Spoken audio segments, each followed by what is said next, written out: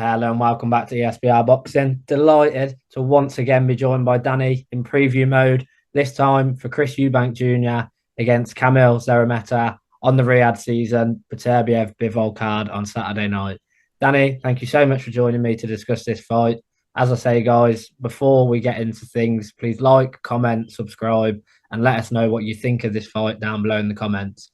Danny, I can't believe I'm saying this. Chris Eubank Jr. looking to become a two-time, two-weight IBO champion of the world.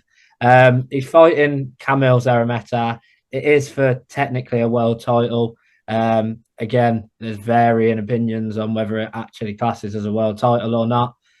Do you think Eubank Jr. actually wants to fight for titles? Because, he's so outspoken and we've seen him so many times over the years say he's the best 160, he's the best 168 in the world, he just needs that chance, etc. Or do you think he's seen the Saudi money and the potential Conor Benn match, if that ever happens, and is almost not necessarily a cash out, but the Saudi fight purses have been dangled in front of his face and he's gone, I'll have a bit of that? Just to pick up on your early point, I suppose there are varying opinions on whether the IBO title is a world title. No one thinks it is, apart from the people who have got one. So, I mean, to even mention that is quite funny. In terms of Eubank's motivations, he says he's interested in big fights or world titles. I think he's just interested in big fights, which translates as big money fights. I don't think he's particularly bothered about winning a world title. I can't see him fighting a Carlos Adames, an Erislandy Lara, anyone like that.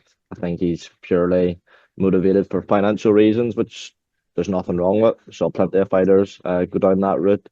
The only sort of question that raises is if you're motivated purely financially as opposed to furthering the achievements of your career, even if it's a subconscious thing, does that affect, the training camps, how much you put in, how far you're willing to go? I mean, I've never fought at that sort of level. It's never been something I've had to debate, so I can't say for certainty, but you would imagine it does, thinking logically. But in answer to your question, I think if he was offered, 10 million to fight Janabek, he would do it. But I don't think the allure of becoming a unified world champion for the main reason that the names he mentions aren't world title fights. The names you hear, well, he mentions Canelo, it's a world title fight, it's a unified world title fight, but it's because it's a massive payday. He mentions Conor Benn, that's against a career welterweight who's never won a British title and has even won an area title. Don't think he has. And a rematch with Billy Joe Saunders, who looks more likely to come back at Bridgerweight if you go by recent pictures of him, and hasn't fought in 3 years since the Canelo fight. So Eubank's not even really making that much of an effort to hide the fact that his motivation is purely financial, which is fine. Yeah, I think it's more than fair. I think now, I don't want to say conning the public in terms of saying he wants these titles, etc. But I think the general boxing public know what Chris Eubank Jr. is about, know what he's after, and not necessarily see through what he says. But we know if, like you say, if he's offered two fights, one's for the unified world titles, but someone's offered him an extra 500 grand or £1 million more, he's going to take the money. And to be honest, at what, 33, or around that age, whatever he is, He's 35 now. is he Eubank, 35? think you so. can't blame him for wanting the money. So it's one of those.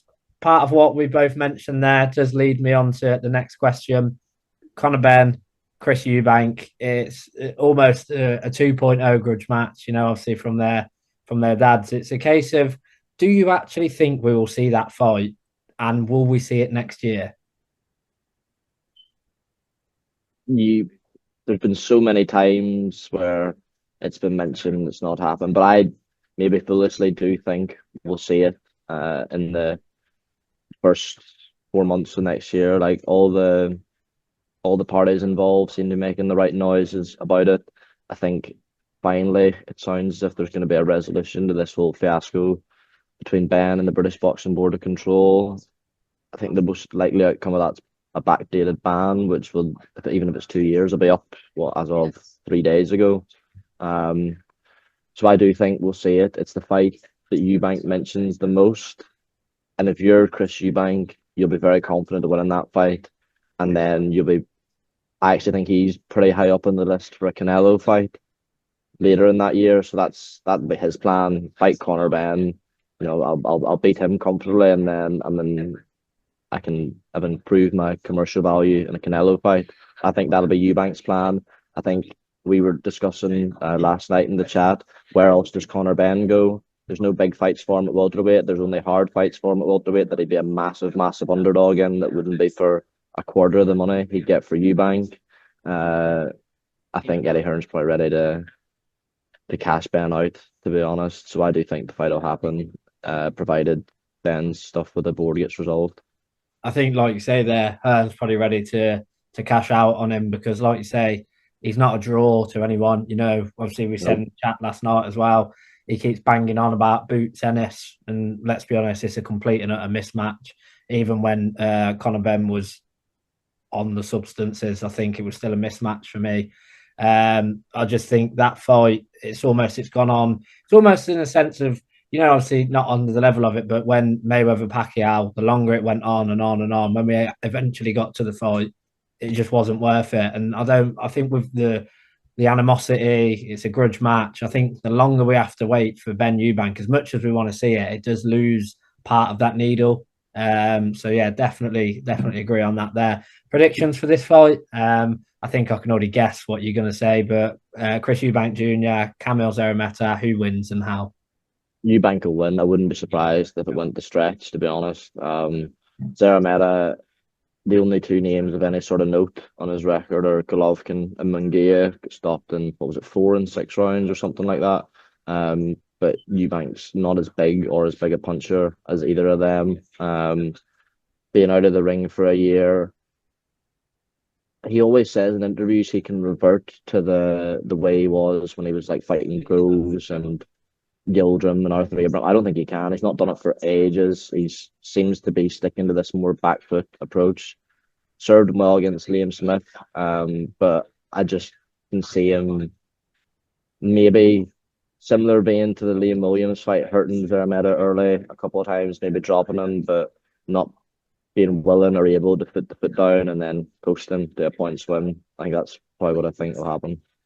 Yeah, I have to agree with you on everything you said there. I think the old Chris Eubank Jr., I think the performance I always come back to was Nick Blackwell, where, those uppercuts, everything he was throwing was just spiteful. I don't think we'll ever see that version of Eubank Jr. again. No chance. I think he's very good at talking. He's very good at talking up a fight, and he does that still. So he draws people into almost, when there's certain fighters and you question what version's going to turn up, can he do it? Can he do it? And even though in sort of like your heart of hearts they're not going to, you still get that glimmer of hope that okay, the old version is going to rock up. So I think I'm going to go Eubank on a comfortable points win. I think, like you say, he might catch him early, but he'll just box on the back foot, see it out. Wouldn't surprise me if it was a 118, 110, sort of around that mark. Sort of a very, very comfortable. But who knows? If it is the Chris Eubank Jr. of old, he should be stopping him, especially at this stage of Szeremeta's career. But guys, let us know down below in the comments. Do you think Eubank Jr. can actually get Szeremeta out? Will we see the old Eubank Jr. or will he coast to a points victory? As I said, let us know down below in the comments. Like, subscribe, and Danny, thank you for joining me once again.